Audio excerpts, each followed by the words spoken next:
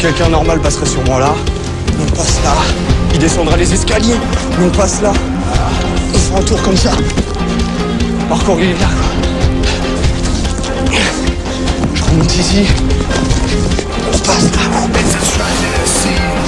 Et ça m'empêche pas de rester cool. Et continuer ma route.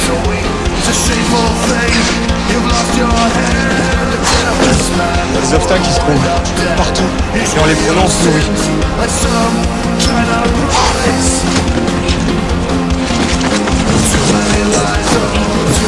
Donc les gens en fait ils passeront sûrement ici. Et moi je vais passer par là.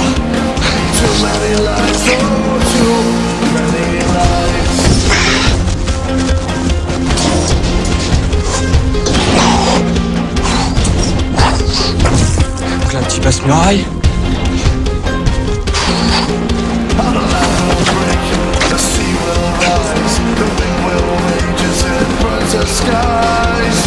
Bon, je le fais pas tout le temps, mais petit salto arrière. Pas vraiment partie du parcours, mais comme j'ai fait un peu de gym, j'aime bien le mettre quand ça me fait plaisir. David Bell, 27 ans, est un Yamakasi de la première heure.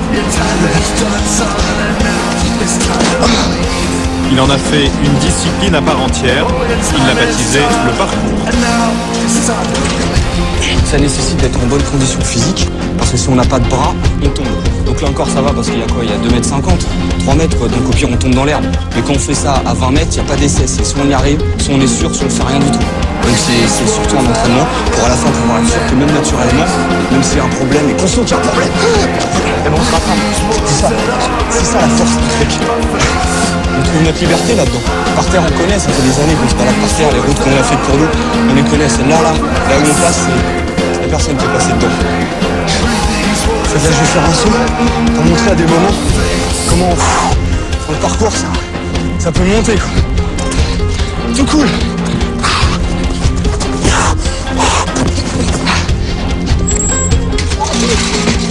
Bien. T'as la pêche toi? Parce que là il est interdit.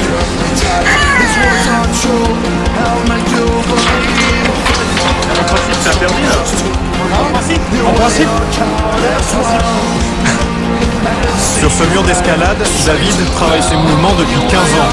C'est son jardin d'enfant à lui, un jardin de 20 mètres de haut.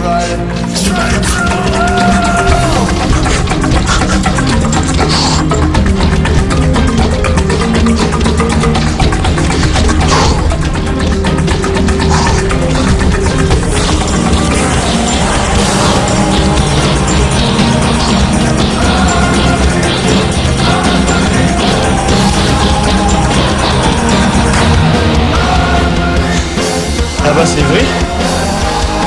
Nous on s'entraîne un peu plus dans le vert, mais voilà le terrain de jeu. Il y a de quoi faire quoi. Parmi les adeptes du parcours, David Bell fait figure de maître. Mais dans la banlieue sud de Paris, ce n'est pas lui la star. À Évry, voici les héros du jour. C'est une bulle. Belette. Les zones. Et l'araignée. 7 jeunes qui ont grandi ici et sont les vedettes du dernier film produit par Luc Besson, Yamakasi.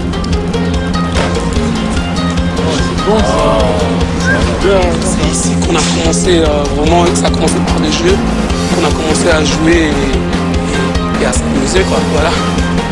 Alors les gars. Ouais, et toi? Ça va, cher. Tu vas bien? Ouais, là j'ai vu la bonne annonce, ouais. Ça a l'air pas mal. C'est la classe.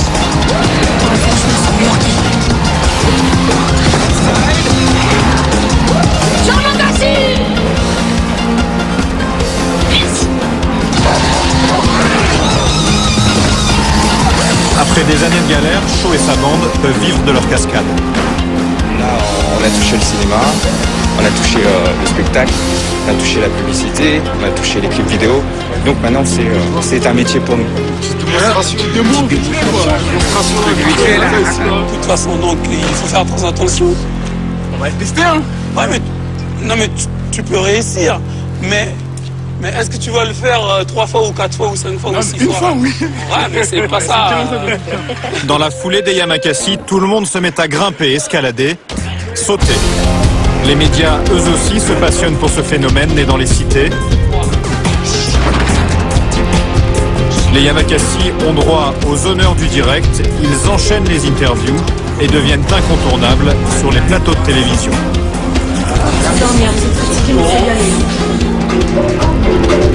Yamakasi, tout d'abord, c'est une discipline sportive à la base, mais qui est devenue maintenant un métier. Moi, je sentais un peu de pression sur le jeu. Il n'arrêtait pas de bouger. Vous avez vraiment apprécié le film.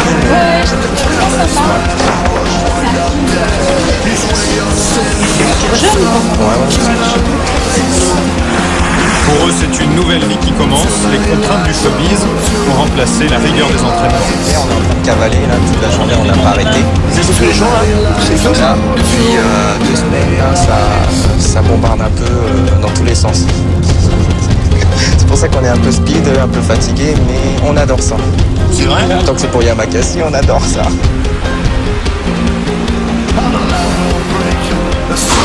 Retour à Evry où David poursuit ses acrobaties.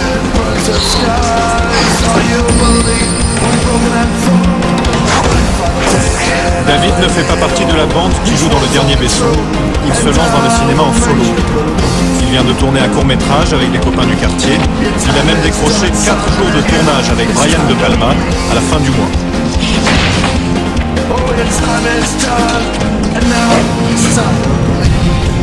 Ah mais t'as raison, ça va plus vite comme ça.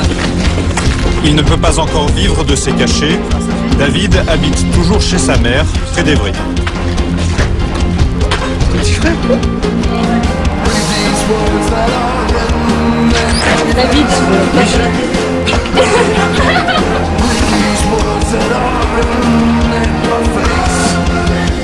De lui aussi, on parle désormais à la télévision.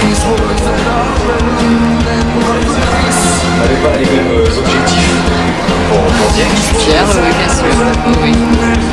Oui, je suis fière de David et on a eu un petit peu peur au début parce que bon, il en a quand même bavé et il a travaillé beaucoup, donc il n'y a pas de raison. La passion de David n'est pas née par hasard. Chez les Belles, le sport, le risque, c'est une histoire de famille. Son père était enfant de troupe au Vietnam, puis sapeur-pompier. Dans la brigade, on le surnommait Kamikaze. Son frère, pompier lui aussi, est un sportif confirmé. Il y a 30 ans d'écart. Et au moins, ça fait des photos originales. Ça change des gens qui sont toujours debout. À la limite, tout ça, ça pourra brûler, c'est là-dedans. Et puis ça coule dans mes veines aussi. Le père de David et Jean-François est mort brutalement il y a quelques années. Si David est devenu ce qu'il est, c'est aussi grâce à cette figure inégalable.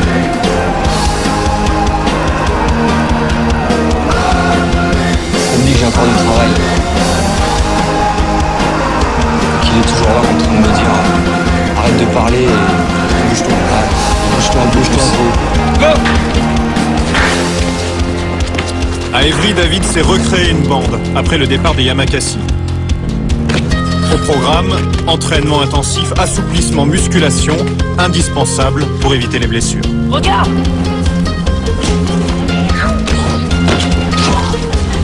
Ils ont l'air chauds, hein, c'est bon. Moi, si on peut accéder là au toit d'Evry, là, faire des bons plans.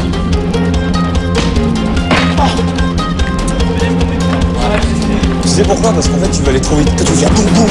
T'as ça qui t'écrase. C'est que t'atterris et dès que tu te relèves. Avec sa troupe, il sillonne la cité à la recherche de nouveaux défis. Non, on va là-haut. Comment on fait pour aller là-haut? Ah, ça c'est le secret, c'est le mystère. Parce que si après on le dit, tout le monde va le faire. Ce que je sais, c'est qu'on va être là-haut.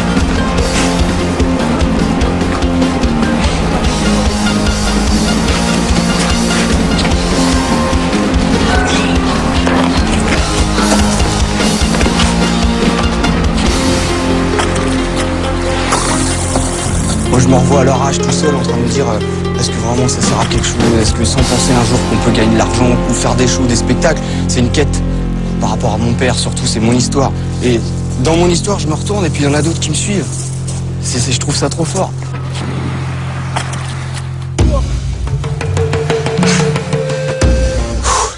La relève ne le suit pas partout. Lui seul peut descendre cet immeuble de 4 étages en un temps record.